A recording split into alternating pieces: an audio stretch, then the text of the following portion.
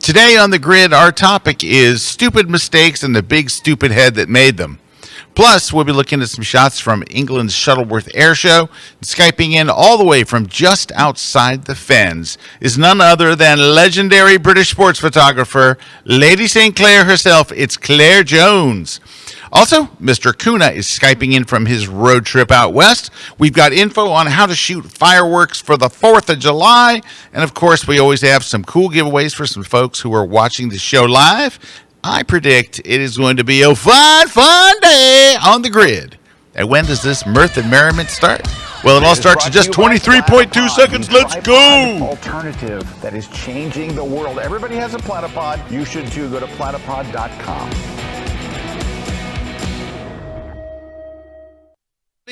Welcome. I'm lone dogging it today, but we do have Mr. Kuna Skyping in from somewhere out west where he is having a delightful time, I understand. Are you there, Mr. K? Yeah, I'm here, Scott. How you going? There How's he it is. Going there? So I heard it's a pretty smooth trip for you so far? I wish. It was a little hairy, scary in the beginning. We actually broke down in outside of Cuba, New Mexico, which, if you know Cuba, New Mexico, it's population of hardly anybody. So it was interesting. So so we got stuck in Albuquerque for a couple days. Had to deal with some less than stellar customer support, but I ended up getting it fixed. The people over at Cummings ended up fixing up the problem, which was another person's issue. But anyways, if anybody knows anybody at Freightliner, hook me up with them because I could totally help them in what their problem is. But they probably just don't want to hear what their problem is. So, well, you don't know. They might be grateful to hear it. Might be.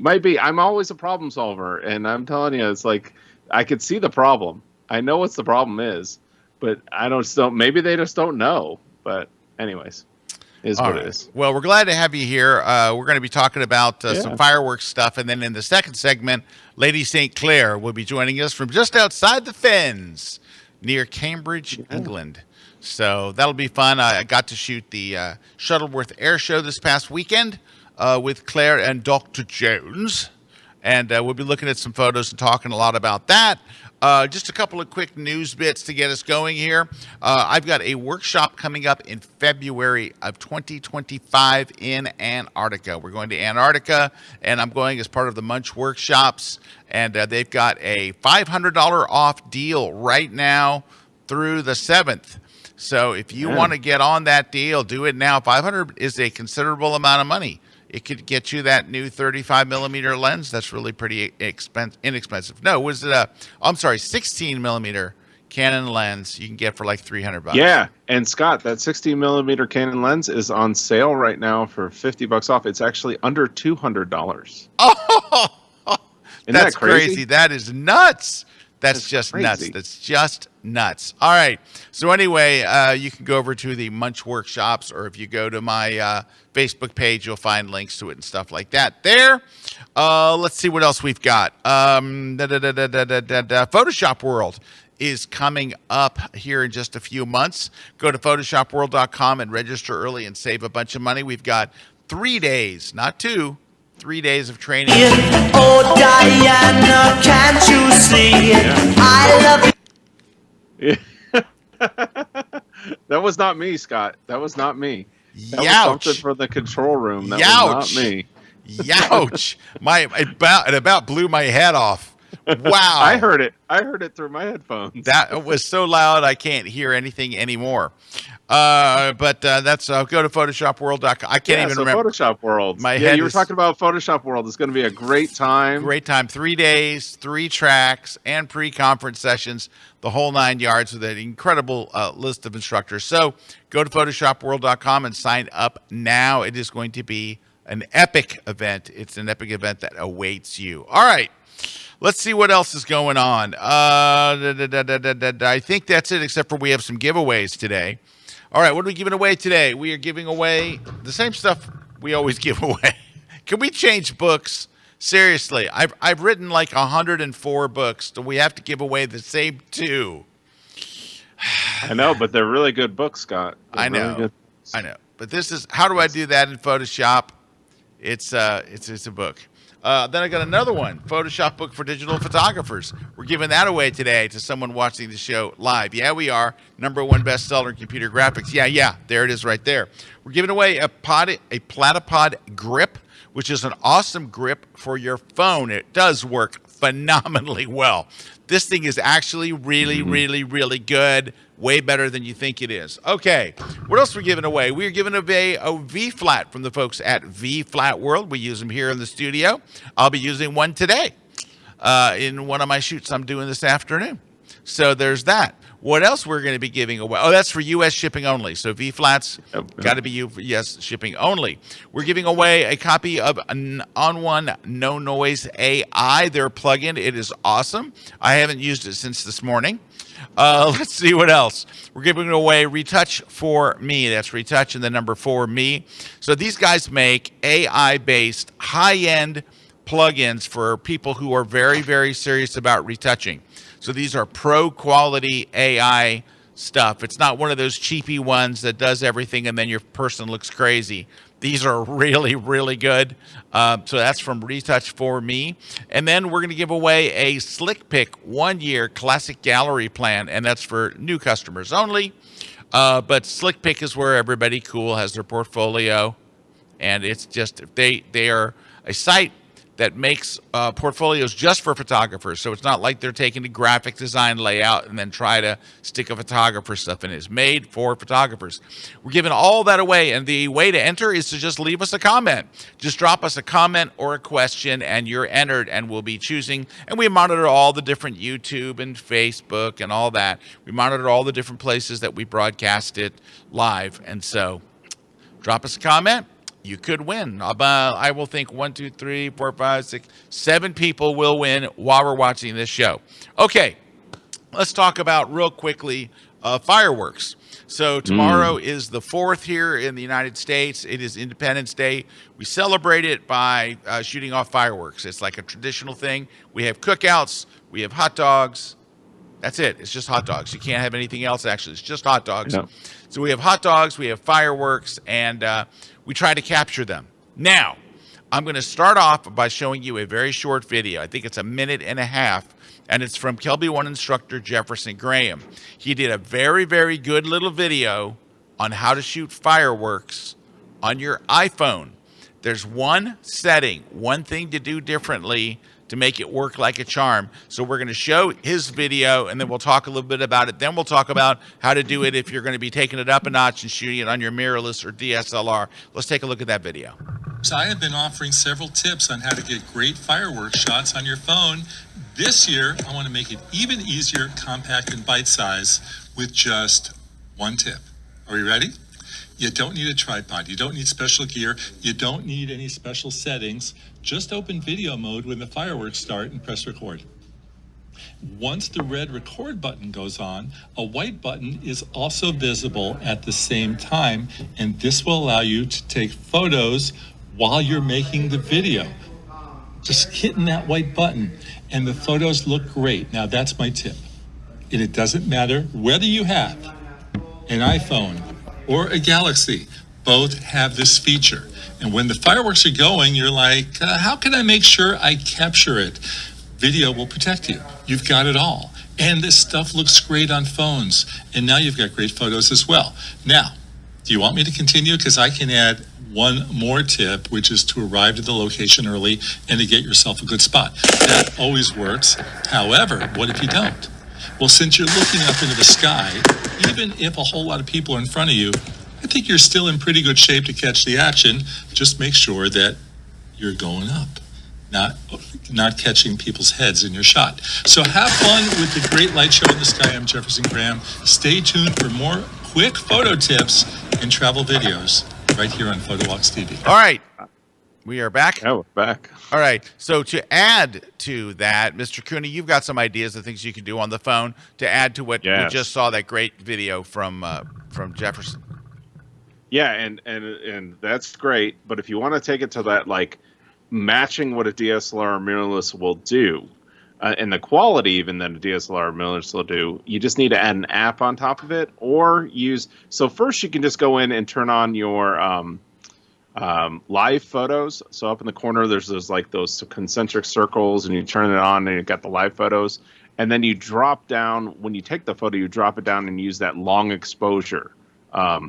It's just a drop down that you use. Yeah, so that's long exposure. After you've taken the photo. Yes, after you take up in the top corner where it says the word live, you're going to tap. It brings up a pop-down menu, and you're going to go to the word long exposure. It's after the photo is taken. Yeah. You don't take it. It's after. So you take the photo, and what you want to do with that is you realize when it's taking a live photo, it's taking a video of that photo. So you want to hold your camera still while you're shooting. You don't want to press your shutter and then move your camera. Just press the shutter and hold it there for just a second or two, and then move it away. And the other thing, though, what I'd really recommend if you want to, again, match exactly what a DSLR mirrorless is doing, is get the app even longer. Put your camera on a tripod, use that Platypod grip, put your camera on a tripod, and then you're going to be able to do those settings where we can actually keep our cameras open for 3, 4, 8, 10 seconds and get a bunch of fireworks going off at once and get the trails of them going up. The one thing I would suggest, if you really want to take your firework photos to that next level, is don't just shoot the fireworks. Put something in the foreground. Yes. Definitely I don't know. It's hard with things that move, but us, aviation, air shows. That's what I love about Oshkosh or Sun and Fun, where they've got the night fireworks show. You can get a jet out front of it. But just think of a statue in your town, a monument. Even people watching is cool because the people will not move as much, but they'll kind of be moving a little bit. But putting something in the foreground, just don't. That's what people do. They go up, they point up towards it, and they're taking the photo. You want to put something in your foreground, and that really looks cool when you have that long exposure. And then you've got something really sharp in your foreground. It really takes it to that next level. So Eric, that was at the top of my list of things that I wanted to recommend as far as outside the settings, because you need some context. Because look, if you just point to the sky and shoot fireworks, what did you take it at Disney? It doesn't matter. It doesn't. Was it the 4th of July? Was it New Year's Eve or whatever? If you're just shooting something, it's kind of like, what do we say about the going to the slot canyons, Eric? What do we always say? You gotta shoot the floor. If you don't shoot the floor, you don't know what you're looking at. It doesn't have that scale, and you don't know anymore. You lose it. You lose it. Exactly. And fireworks are the same way. When you put something, my friend Paul was showing me a picture he took in downtown Chicago.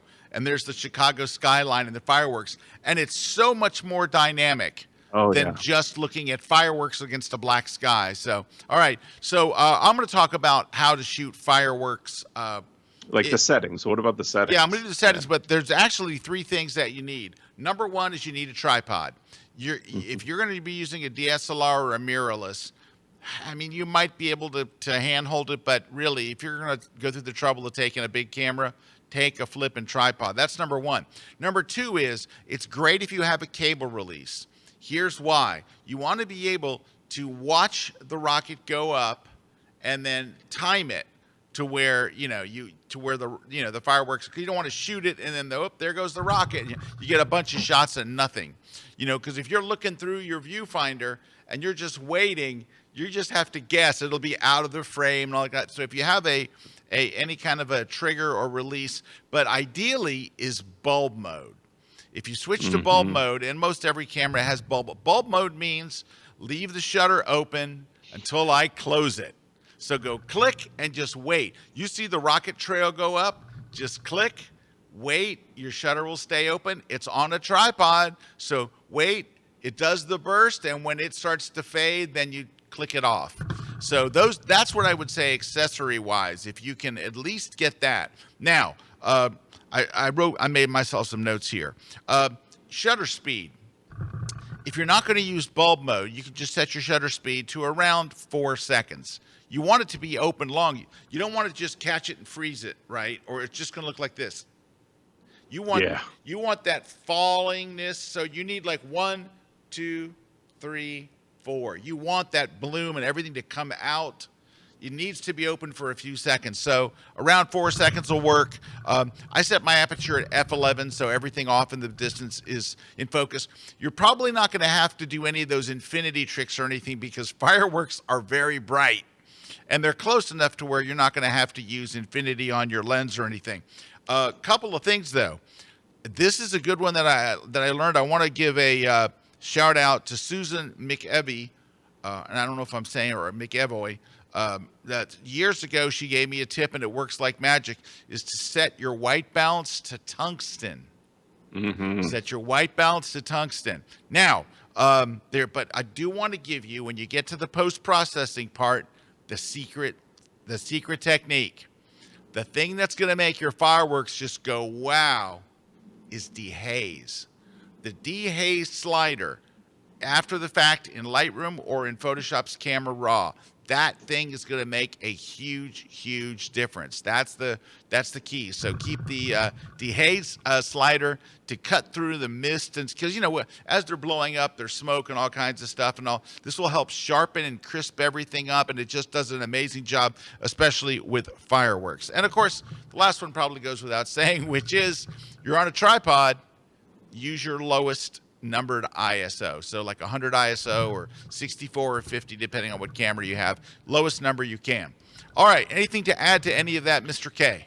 No, the one thing I would add, if you're, because I know a lot of people are doing this stuff in their iPhone, like we were talking about, they're even longer is going to work the same way Scott's describing. I could set my ISO, I could set how long the shutter speed, but I have to be on a tripod. If you don't want to be on a tripod and you don't want to use that live view, there's one app out there that also I use probably as much as Even Longer. So it's Even Longer, or another app called Reheld, R-E-E Held. Mm-hmm. And what Reheld is that allows me to hand hold up to 30 seconds and do a long exposure. Now, I have to still be still. I've got to be intentionally still with the camera. But at least if I'm out shooting and I don't have my tripod and I'm like, how could I take a long exposure? Reheld has saved me a bunch when I'm playing like, this would be really cool for a long exposure, but I don't have my tripod. There you go.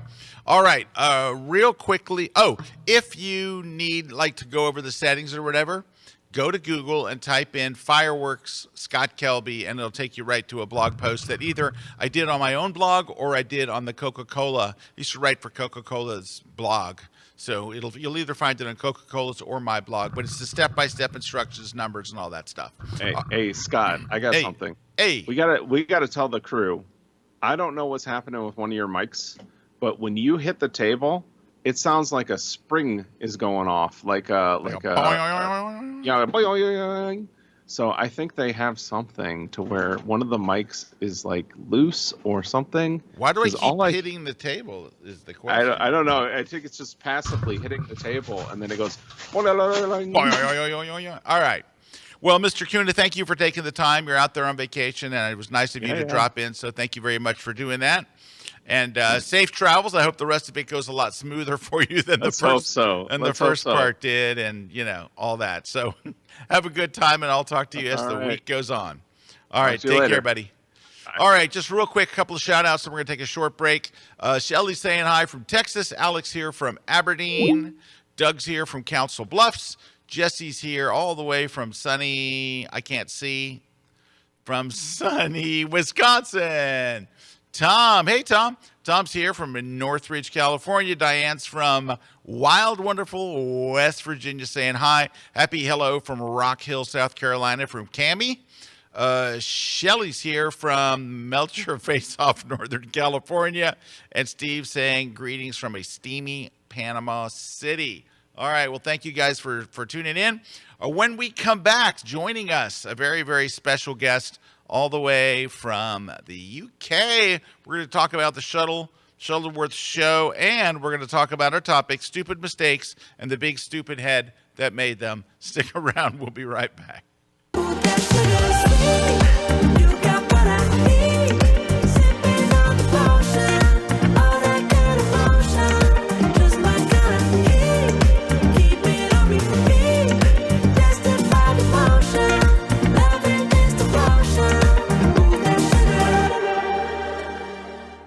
Hi, I'm Richard Burnaby, and welcome to the Great Smoky Mountains National Park.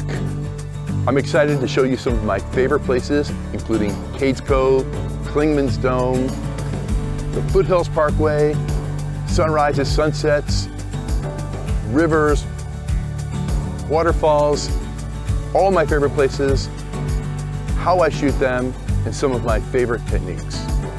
So come join me on my latest Kelby 1 class.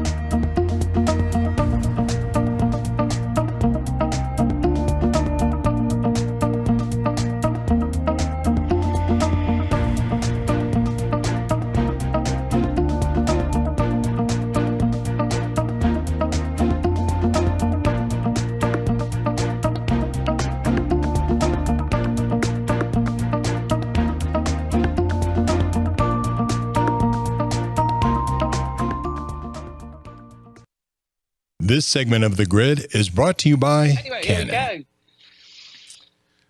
All right, we are back. We're live on The Grid, and standing by, coming from a small village in England, because she's not at her large village where she normally is. Please welcome to The Grid for the first time ever, Claire Jones, known to your fans here as Lady St. Clair. Hi, Claire. How you doing? Hello, Scott. I'm doing very well. Thank you very much. Yeah. Now, Claire, people on The Grid probably know you as England's greatest rugby photographer and the official team photographer for the Northampton Saints, who won the championship in the Premier League. So how exciting was that? Oh, that was brilliant fun. Loads and loads of fun all the way through from the end of the regular season through to the semi-final and then on to the final. As a photographer, it was a photographer's dream. As you know, I have access that many photographers, dream about. So I'm, shooting the action. I'm with the team, and it was just brilliant to be part of it. It was an absolute privilege, and I had an absolute blast. It was wonderful. Oh, and your pictures were amazing. You got so many great celebration pictures, and I shared one of them on The Grid a couple of weeks ago. That was your one where they're all posed on the field in front. I'm sorry, on the pitch. Did I say field? So this past weekend, I flew to England, and Claire and Dr. Jones picked me up at the airport, and I spent 2.5 solid days correcting their English, because they have a lot of words that are wrong. They spell them wrong, a lot of spelling errors, and just they call things wrong names. So I was pretty busy with that, wasn't I? You were, yes. All I can say is Worcester. What is that about? Worcester. Worcester. No, boy, you guys, It's so easy to just pronounce it phonetically. Worcester. Where is Worcester? Worcester would be spelled Wooster. Like rooster, it would be Worcester. No. The good burgers of Worcester have just passed out here in the UK. No. And what's a burger? I mean, it's obviously different than something we eat. A burger. Oh, that's in Burgher, as in a resident of a town or a borough. So there's another story. We were talking about boroughs a lot as well, weren't we? Does this give you any idea how busy I was for almost three solid days? It was brutal. It's like they have a different word and a different spelling, and it's just like, why? Why not spell it right? But anyway, it was a lot of trouble. So anyway, but congratulations to you, Claire. How many years with the team? How many years with the Northampton Saints? 17.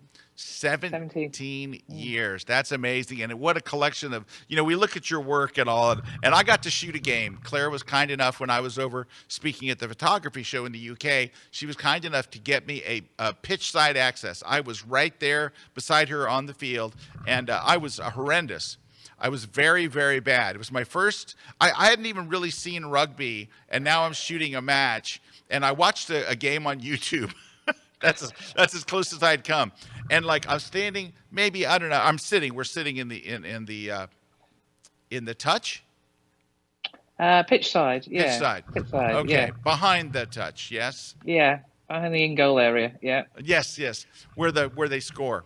Anyway. Yep. Where they score a touchdown. Anyway, I'm shooting and I'm like getting nothing. And Claire just constantly goes, "Oh, look." And she turns her camera and every shot is gold. Like every shot is the perfect peak of action, sharp as attack, all this kind of stuff. And it was a whole day of that. But she does it so pleasantly, you don't want to kill her.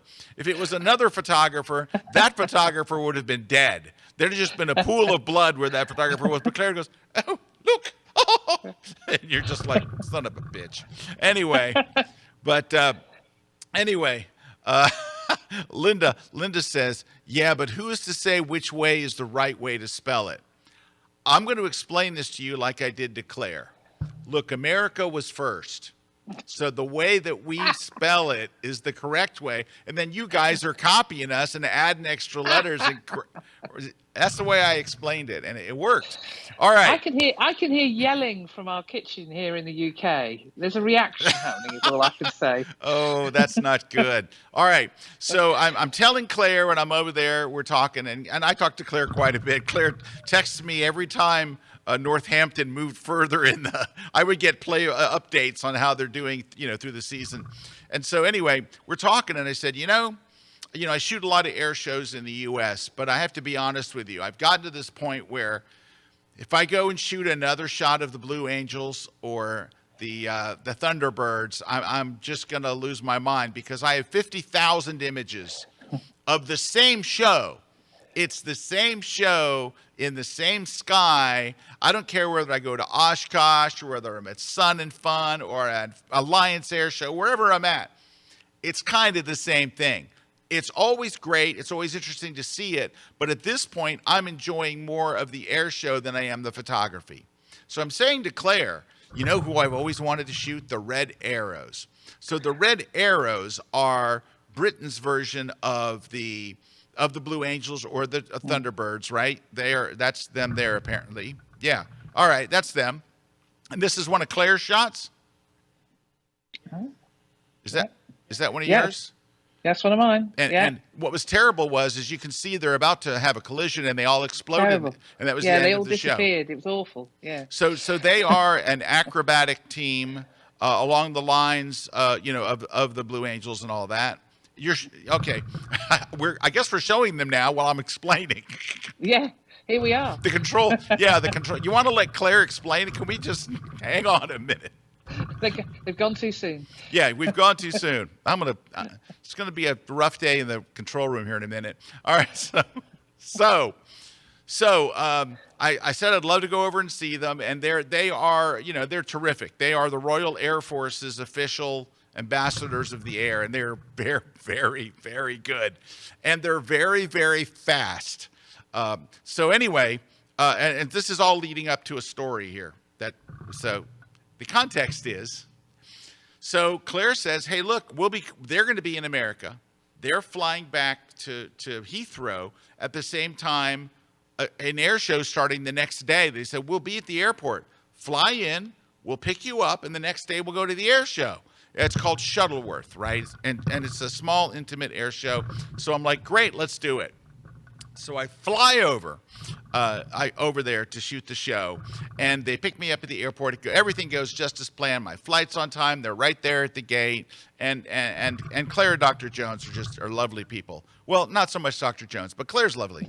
Dr. Jones he's awful. Anyway, picture a grumpy, mean, old English guy. That's him. It's really and aggressive. He's very aggressive as well. So anyway, they pick me up at the airport, and I get to stay at their house. They have a lovely home. I mean, they have, if you close your eyes and picture like a little charming British cottage in a village with a beautiful garden and all that, that's their house. And so we go there, and it's just wonderful. It's just awesome. And we have a great time. The food is great, and they make me burgers. And those are spelled Burger.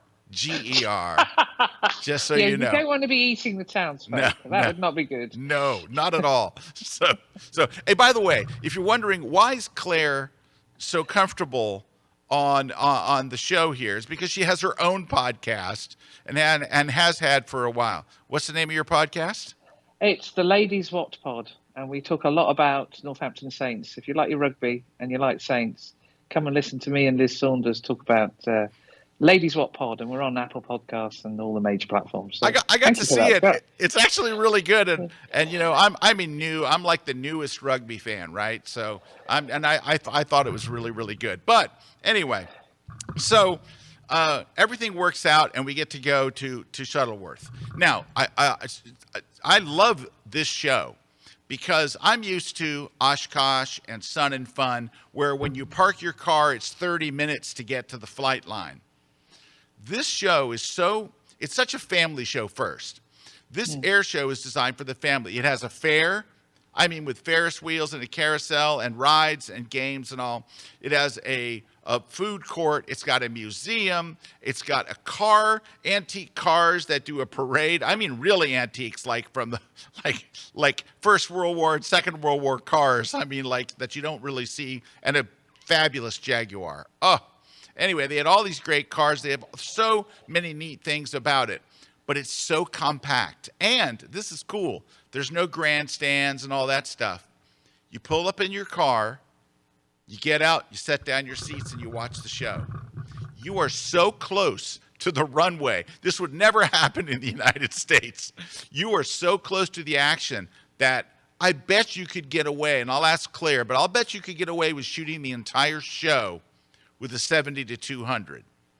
I found myself a lot at 150. Yeah. And what you say same things, Claire? Yeah, absolutely. Dr. Jones was borrowed one of my cameras, and he was shooting with a 24-200, and he was getting some lovely, lovely stuff. Oh yeah, he was nailing it. He was absolutely nailing it, and then claiming he was nailing nothing, which is typical Tim. But yeah, if you were down at the flight line and you were wanting to do takeoffs and landings, it's a grass strip, so it's not even a tarmac runway.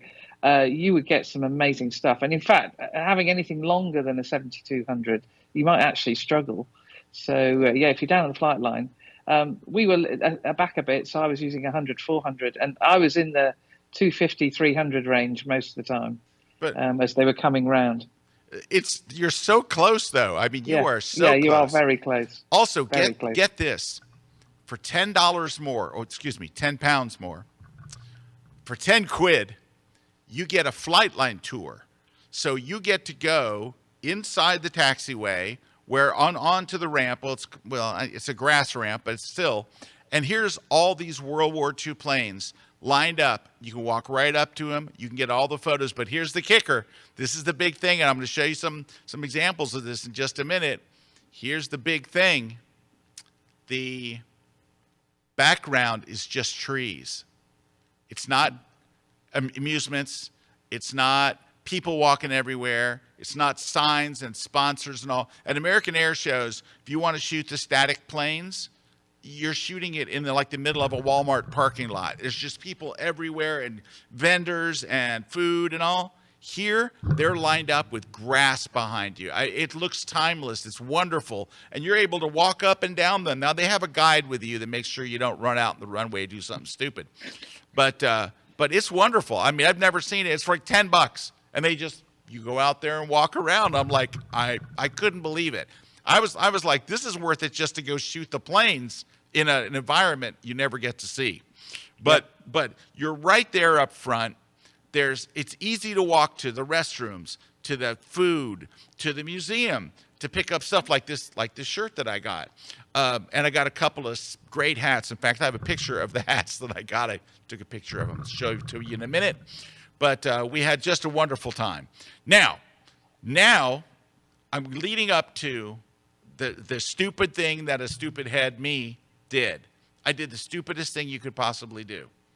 We get out to the air show. Now, the night before, I'm in the guest room at Claire's house, and I think I should set up my cameras. I know what my settings are going to be, and I'm going to set up custom modes. But my cameras were set up for Santorini, and so I'm thinking I probably need to get them set up. But I was so tired. I'd flown all the way across and all, from the U.S. I'll do it tomorrow. I'll do it tomorrow after breakfast. Well, by the time we have breakfast, now it's time to go. We get there quite early.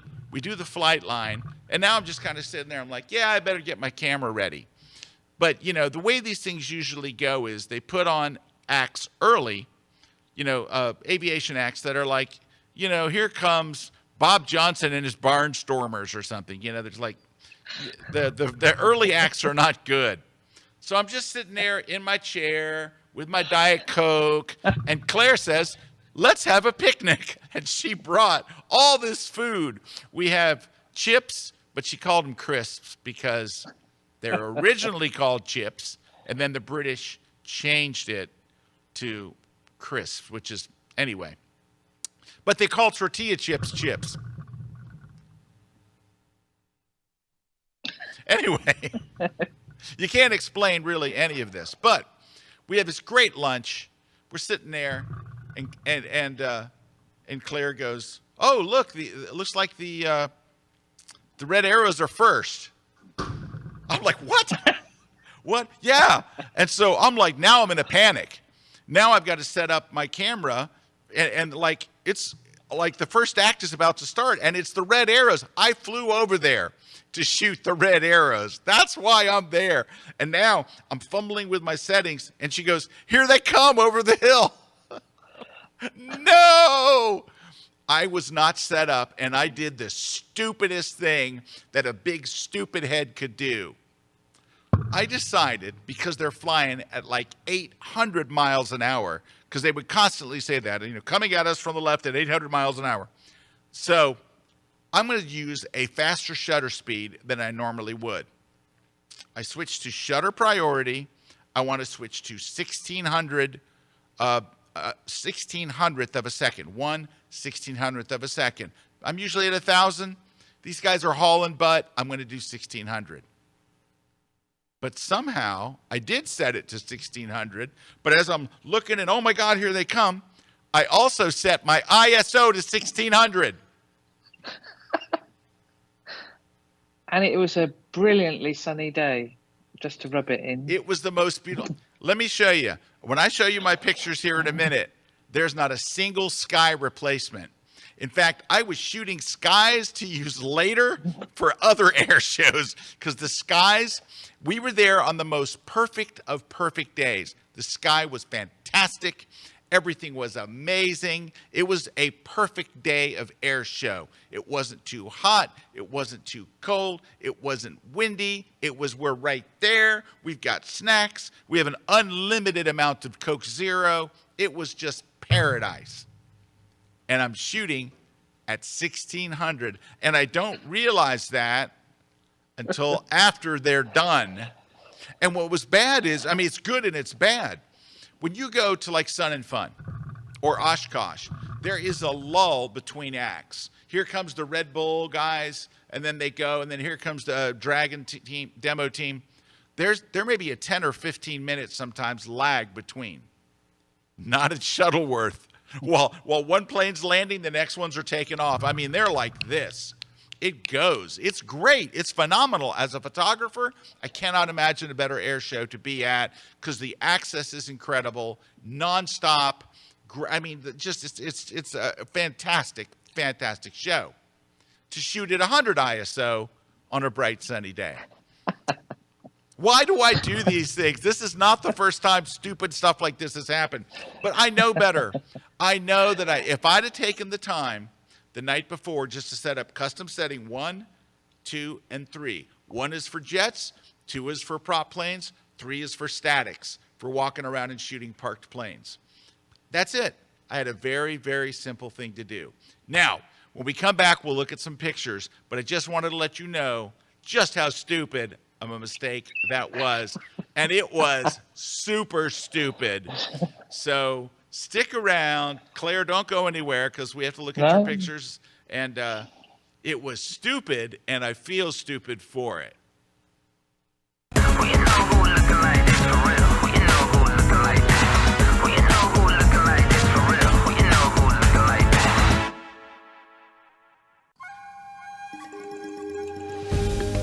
Hey everyone, Rick Salmon here. I'm really excited to share with you the news about my latest Kelby 1 class, Safari Photography in a Wildlife Park, which is a ton of fun, but it's also challenging. So in this class, I'm going to share with you everything that you need to know to get great pictures in a wildlife park like Fossil Rim Wildlife Center in Glen Rose, Texas, where I am right now. I'm going to cover photographing from a safari vehicle with the goal of making photographs, not just taking photographs, that do not look as though they were taken in a man-made habitat. I'll share with you my camera gear recommendations. I'll show you how to make fences, even chain link fences, photographically disappear in camera. We will explore creative composition, whether you are taking close-ups, which help to tell the story of your experience, or environmental portraits of the animals, which show a subject in its beautiful environment. By the end of the class, you will have enough photo info to take pictures in a wildlife park that look very, very similar to pictures taken in the wild. So my friends, I really hope you can join me for my latest class, only on kelby1.com.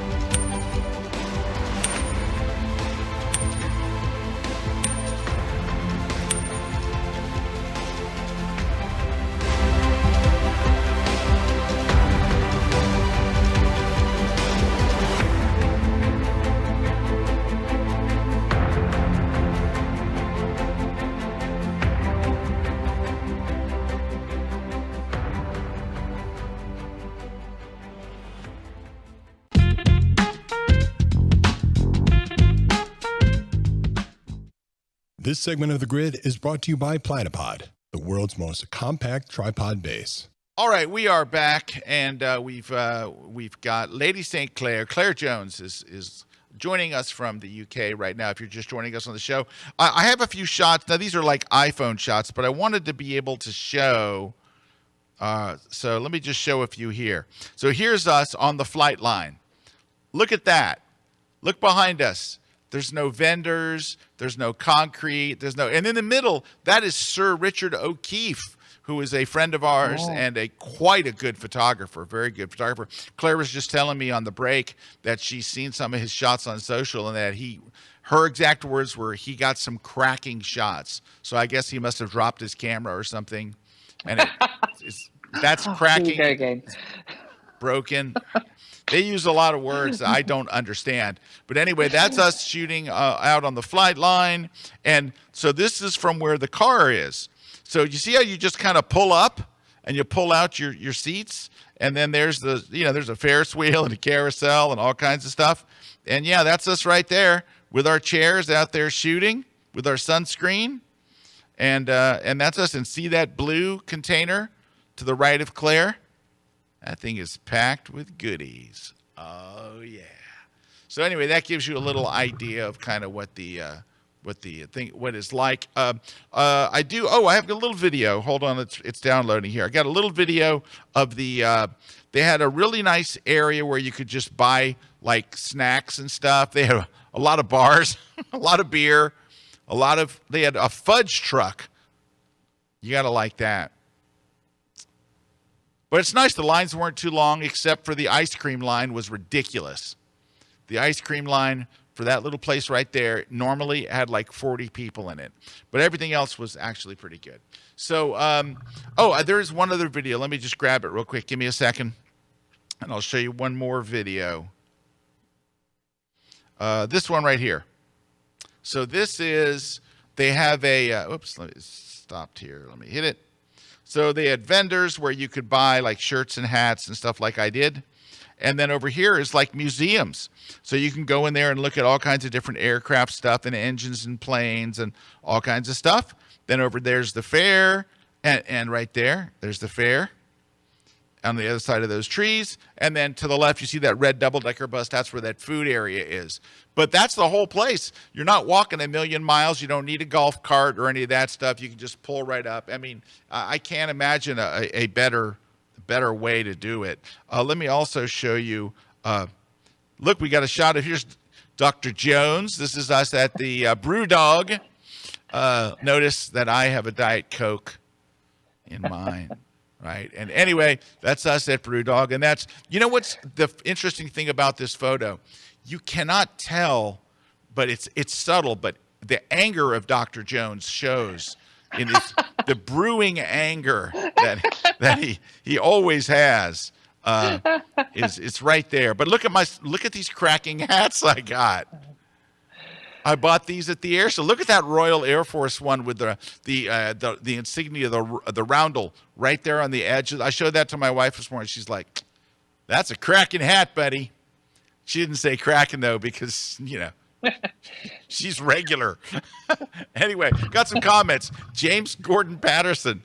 James sent me a picture of these Irish chips. He says Tato crisps are delightful in Ireland. But they're called, so crisp? They're called crisp? Tato, yes. D. Potter says, I'll be shooting the red arrows at the Canadian International Air Show next month. So we got that. James Gordon Patterson once again says, I'll be going to El Centro. I shot at it in El Centro. That's great. El Centro is a wonderful place. He's going to be able to watch the Blue Angels. You know what I like about El Centro? You have mountains in the background. So when the jets take off, you actually can see mountains and stuff. I really like El Centro quite a bit, and I wish you great luck. And I know D Potter. So D, very good photographer. All right. So Claire, let's look at some of your images, and can you take us through them? A little bit. So here we go. So this illustrates Scott's. I have no idea what this aircraft is. I'm Corsair. That's a Corsair. There you go. And but it illustrates Scott's point perfectly in that it's just the background of the beautiful Bedfordshire countryside, which of course sets off the blue of the Corsair beautifully. And the other thing to say is, of course, all these aircraft are actually part of the Shuttleworth collection. So many of them, they're flying their own planes with their own volunteer pilots. This is how close we were to the taxiway. So this guy was getting ready, and I just couldn't help but show. And it shows how not flat the taxiway is, because of course his wheels are disappearing. But yeah, and you can see again the beautiful Bedfordshire countryside in the that's background. That's pronounced Bedfordshire. Bedfordshire, yes. No, Shire. If you're in the West Country, perhaps. here we are again, and that sky was just stunning. And you can see, and it's it had in my mind. I had visions of 1940. You know, the beautiful skies that you see that these planes would have. You can tell the age of a hurricane or a Spitfire, by the way, by the number of propeller parts of the propeller. So the more that it has fins, it has, the later it is. So 3 is quite a recent, quite an early one. Of course, later on we were seeing these aircraft fly. So, but that sky was just stunning. There was another hurricane there with 5. Yeah, so that would have been a later one. That'd have been a sort of 43 one. And the thing about hurricanes is they're made of Irish linen. So even today, to repair them, they use Irish linen to repair them. So they're made of tea towels, basically, as we would call them here in the UK. And by the way, the repairs are sponsored by Tato. Tato, the Irish Crisp. They're now our sponsor. Tato. They're potato chips in Ireland. Yeah. So this one again, I couldn't believe that there was nobody in the background. I have actually. There's a little bit of generative fill because there was another aircraft just to the left, and I thought, I will cheat a little bit because it was just lovely seeing the silver and blue against the green. So, but as Scott said, the access is just amazing. Hey, Claire, can I point something out? So this is a P-51, but do you notice the symbols of the Nazi planes that were shot down? When I post, anytime I'll post a warbird on my Facebook or whatever, and it shows those, somebody will invariably write in to say, I can't believe you're showing Nazi symbols on your website. and I'm like, are you kidding me? I go, you realize those are celebrating Nazi deaths. Those are planes that were shot down. Kills. They're kills. Yes. They're celebrating, and they were like, well, nevertheless, I don't think you should show them. And I'm like, I think you need to unfollow me. Here, let me help. Yeah. So those are kills. Yes. I have seen a Lancaster that's got kills. I think it's part of the Battle of Britain Memorial Flight, and it's got ice creams as its kill symbol, which is a bit weird, but there you go. I think that was to denote that they'd shot down an Italian plane. But anyway, so here we go again. I couldn't, again, the vista. And there were quite a few people on the flight line, but if you were just a little bit patient and clever, you could wait until they walked out of shot and then take the shot. But you end up with this fantastic contrast between the aircraft and and of course, if I'd shot the other way, I would have got all the stalls and all the rest of it. So here they are. So this is new to the Red Arrows because they're as old as me. They're celebrating their 60th year. So a lot of the smoke that they release from the canisters, and having met the engineers that look after these planes, the red and blue. When I met them, they say if you see anything, step away from it on the floor because that red and blue, I don't know if it's paint or gel or whatever, will stain your clothes forever. You'll never recover them. Yeah, but we ended up with some wonderful, wonderful swirly shots, as you can see here. Yeah, I wanted to say something about these because I don't know if it's clear what's happening here.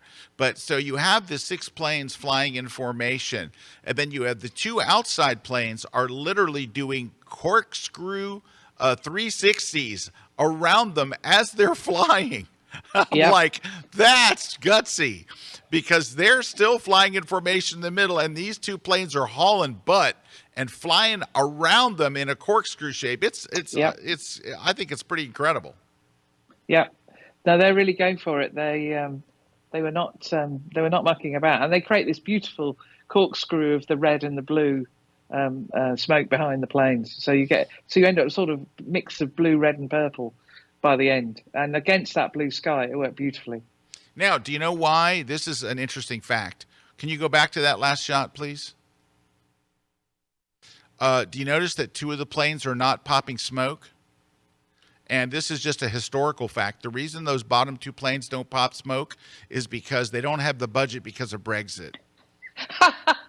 That's correct? Is that? Probably. No, maybe.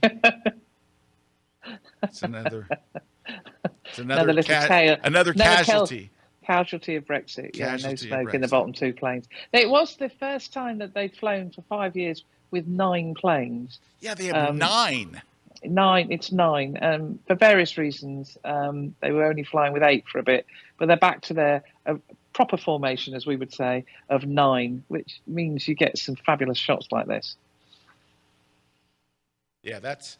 I don't have that shot. Oh, that's good. Oh, I like this one. Yeah, banking round towards us, which is unusual because in the UK they tend to bank away, so they fly away from the crowd. But this one they actually bank towards us, so you get the beautiful red smoke, and then of course they flatline through, which is it was just great. And with that blue sky and that red livery, and you can see the little 60 on the rear to celebrate the 60th year of their existence. Yes. Hey, Claire, can you tell us something about the jet itself? Because Claire told me something that I thought was absolutely fascinating about this jet. So this jet is completely analog. It's a Hunter Hawk, and it's completely analog. And they train in Cyprus, so they bring in the new crew in Cyprus in the winter. And in effect, they use a mixture of the geography of Cyprus, so rocks in the sea, and tape on the shield to actually teach them how to fly in formation. The pilots love it because there's no computers to help them. They are flying these planes at 800 miles an hour, and they're flying analog. And when having seen the cockpit, it is all the original, dials. There's nothing computerized at all on these jets. So these guys really know what they're doing when they're flying them. But Claire, how old are these jets? 50 years old. They're 50 years old. They look great. They're great looking jets. All right, let's see some more. But I thought that was stunning that the jets were 50 years old. Oh, I remember that one. That's nice. Yeah, I was pleased with that. And this one is actually it's a bit of a made up plane, but they've got it in the correct livery of the base at Coningsby, and that's where the Battle of Britain Memorial Flight are based today, not far from where I'm sitting. But again, this beautiful silver livery against that blue sky, just stunning. Really, really good. And I almost managed to slow my shutter speed down. This one I'm very pleased with because I was struggling with panning, and this aircraft is very famous. It is one of the pride and joy of Shuttleworth. So to be able to get it banking like that and slowed right down, I was so that you could see the pilot. I was very pleased.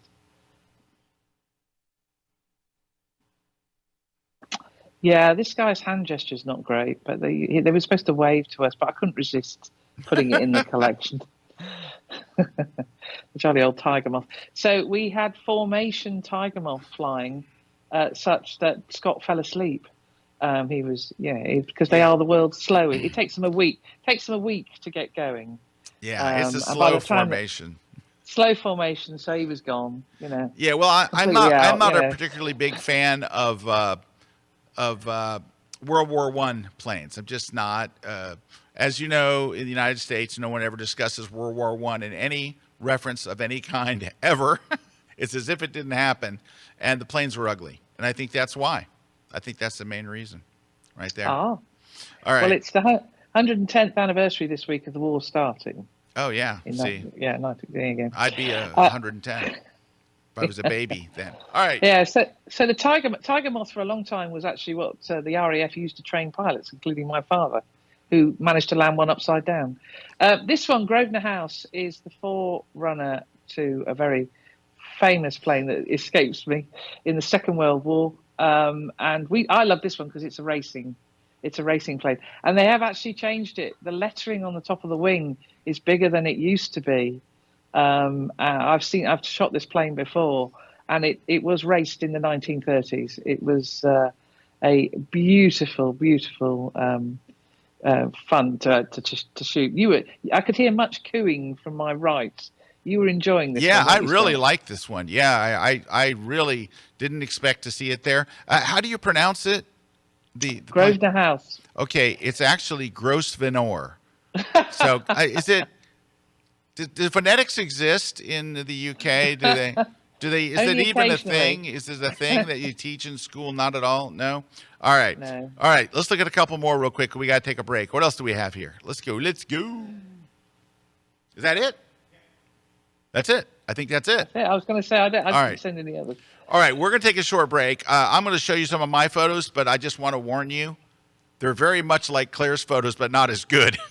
So take Claire's photos, take off 15 to 20%. That's what I got. But I do want to say this.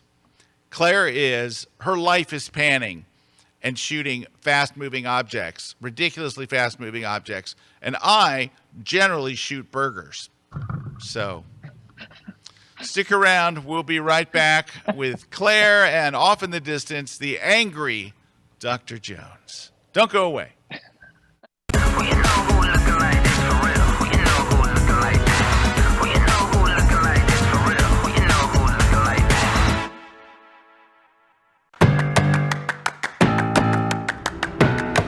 Hey everybody, Erik here, and I'm here with another class on creative techniques for airshow photography.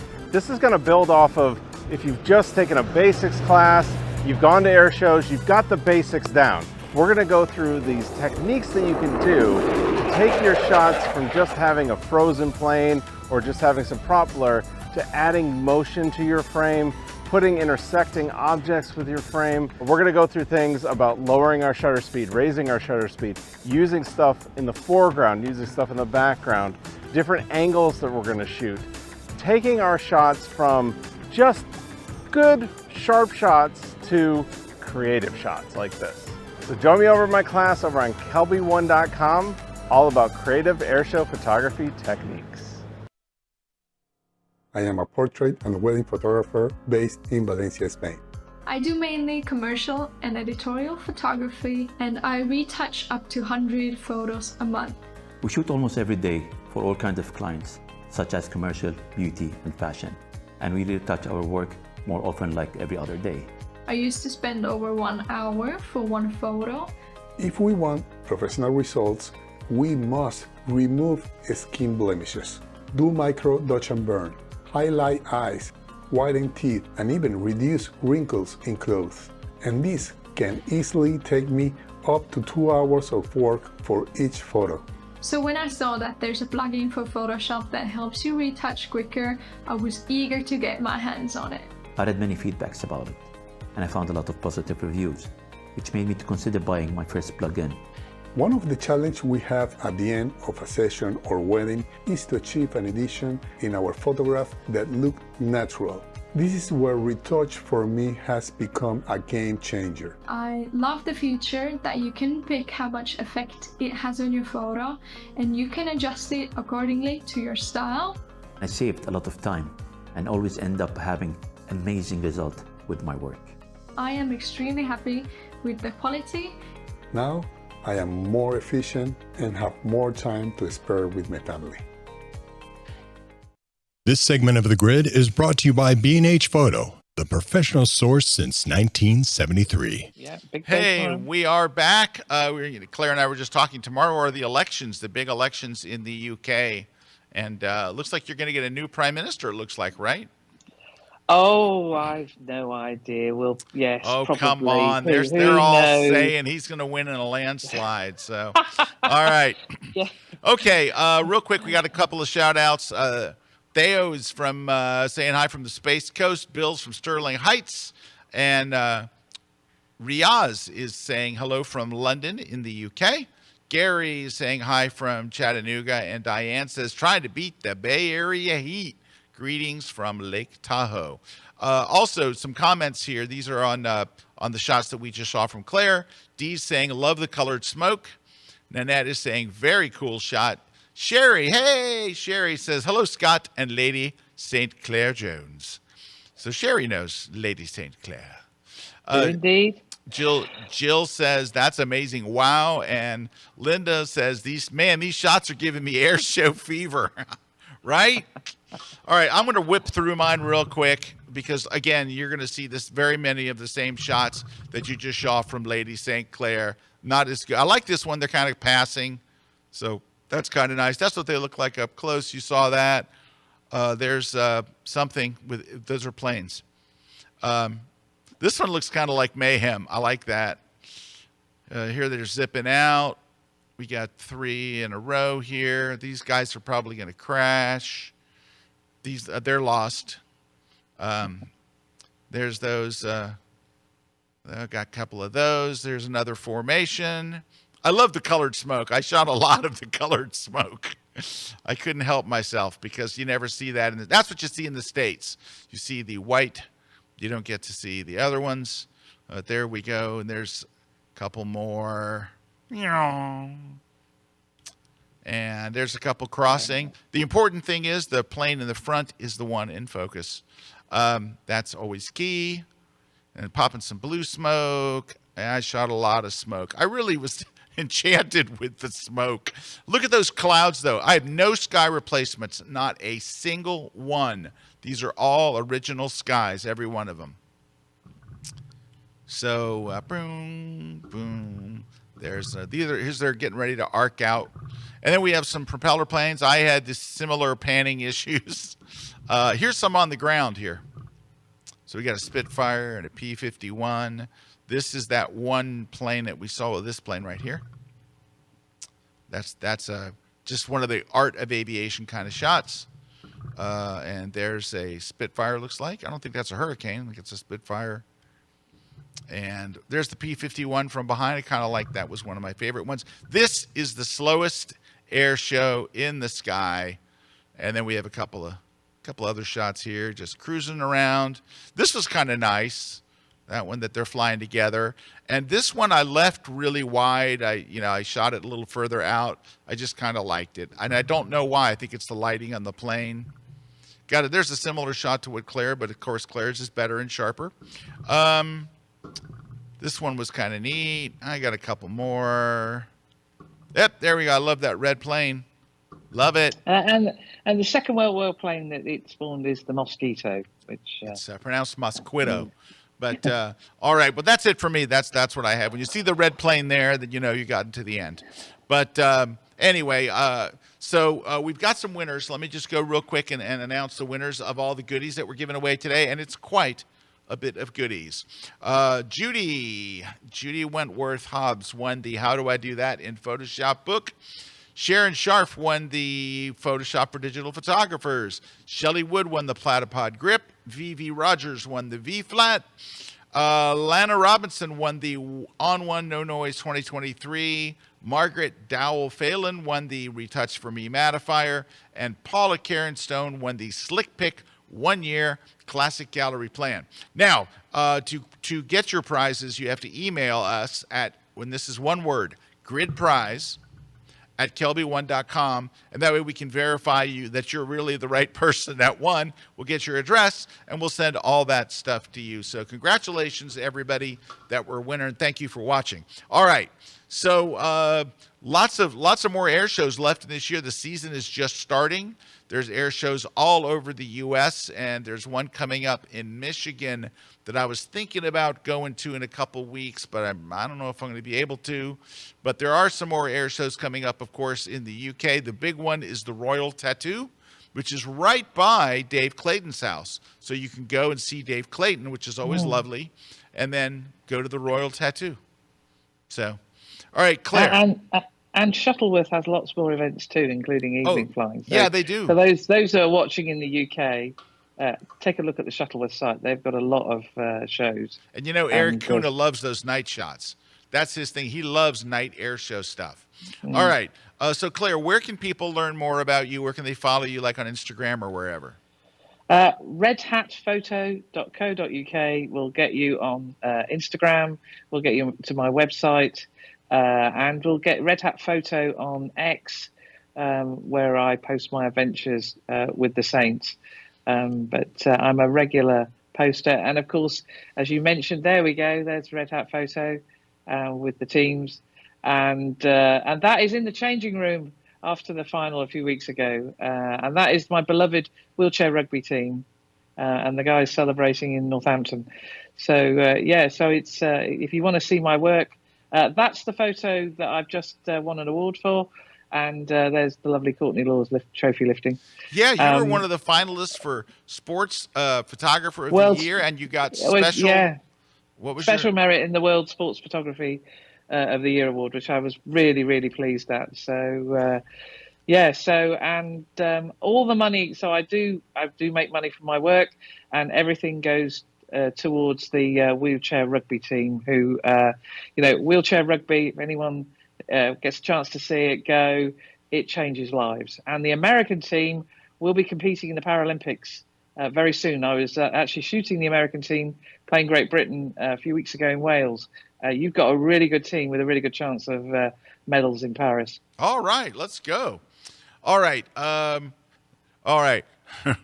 Riaz is asking me, Scott, how do you pronounce, I'll spell it, Leicester?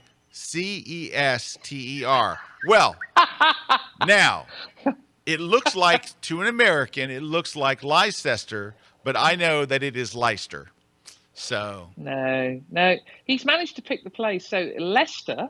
That's Leicester? That's Leicester, and Leicester it's a bit like the Yankees versus the Red Sox. Leicester Tigers are they are our rivals in the Premiership. So Dr. Jones is less grumpy if the Tigers have been slain by the mighty Saints. Well, he's a happy man. Apparently they haven't been slain very often, because he's an angry person. All right, let me just show you something here. If you can see my screen. This is Leicester.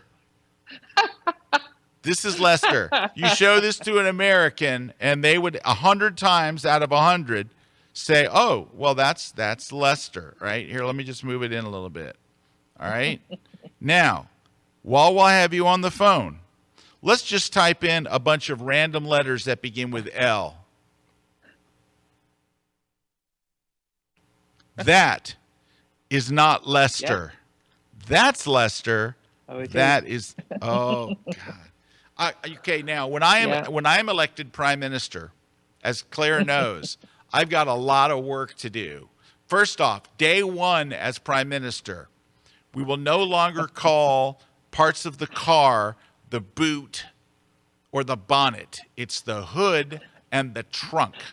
We're not calling them boot and bonnet. And they have other names that are just, they call gasoline petrol. It's just a mess. I don't know how they get anything done on a daily basis. Seriously, it's got to be crazy. All right. Hey, Stu is wishing everybody a happy 4th. We're wishing you guys a happy 4th as well. Lady St. Clair, thank you so much for joining us today. Thank you for having me. Yeah, it's been lovely. You are a top woman, and you are such, you and Dr. Jones, and I'm joking about Dr. Jones. He is an extremely lovely man with a terrific sense of humor. He was cracking me up the whole time I was there. But you guys are such gracious hosts, and thank you so much for having me. And I think that I can safely say this, that I now officially open Claire and Dr. Jones's house to anyone who wants to come to the UK and stay right near, just outside the Fens, right? Yeah, on the edge of the Fens. On the edge of the Fens. If you want to stay outside the Fens, not quite in the Fens, but close enough to the Fens that you could get to a brew dog anytime. So their house is wide open for I'll put up the website and I'll give you her cell as well. Call often and call late. Remember, they're 6 hours ahead, so wait to call when it's dark here. But thank you again, Claire. Thank you so much. You're Thanks for welcome. sharing your wonderful work, both your aviation photography and also your work with the awesome Northampton Saints. When the Saints go marching in. Let's go. When the Saints go marching in, yeah. All right. Well, thanks to our crew here. Thanks to everybody. Thanks to Juan and Jason and the whole crew. I'll see some of you this afternoon for the VIP coaching session, and we'll see you again next week. Thanks to our sponsors. Thanks to you guys for watching. Thanks to Lady St. Clair and Dr. Jones. And we'll see you guys next week. Take care, everybody.